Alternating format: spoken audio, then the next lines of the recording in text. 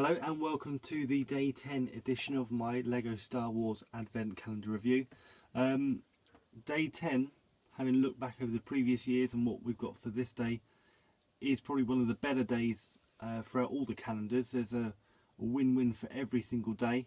Some people might not love every single build or figure, but as I'll talk about, I think we've got a good selection here for classic Star Wars fans like myself, plus a little bit of the new Star Wars stuff coming in as well.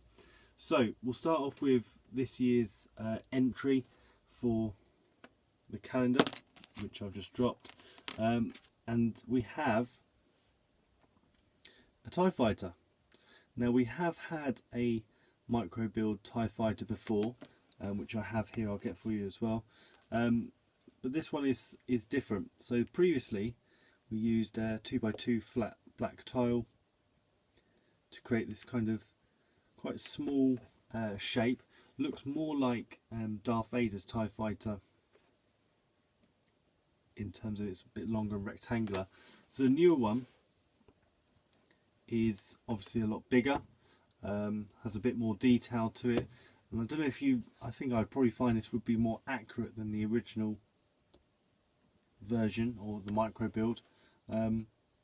And as I've said before, if you've seen any of my other videos, it has, you know, that swoosh or whoosh factor where you can sort of fly it around and recreate some of the scenes, especially if you have some of the previous year's micro builds when we've got the X-Wing and the Millennium Falcon from 2011. So good little recreation of battle scenes there. Going back to previous years, in 2011 we had the Imperial Shuttle, which I think looks, or looked at the time, really good. There's been versions of the Imperial Shuttle in sort of mini scale as well. I don't have the large minifig scale one, so even little builds like this I think are really cool.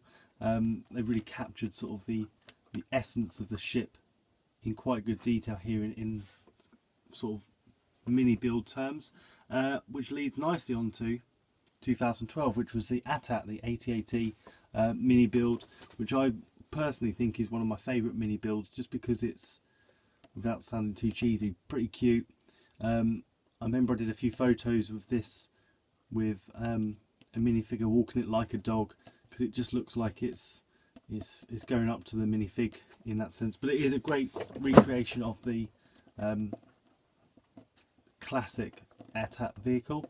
And then in 2013 we had a Clone Trooper, which by all accounts a minifigure should always win the Advent Calendar entry. It's great to get minifigs, and this is a good minifig. Get a big blaster rifle, great design.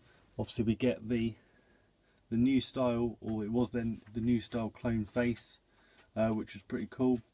So a nice level detail of printing on the fig as well, and for those people who like to build armies, then this is a great addition to that. Normally that would win, but to be honest, when you've got an AT-AT, the Imperial Shuttle, both iconic vehicles, and now we have the TIE Fighter, is a hard one to call. I love this build.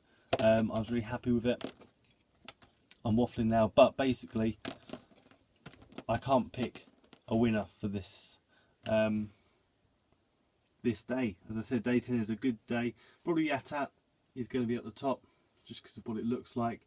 The TIE Fighter, Clone Trooper and the Imperial Shuttle all come in a joint second. But let me know what you think. Check out my videos, like, comment, subscribe, all that other jazz that you do on YouTube. And check out my other videos. I'll be doing these every single day now. We've only got a few more days left to go, another couple of weeks worth of calendar review. So keep on watching. See you later.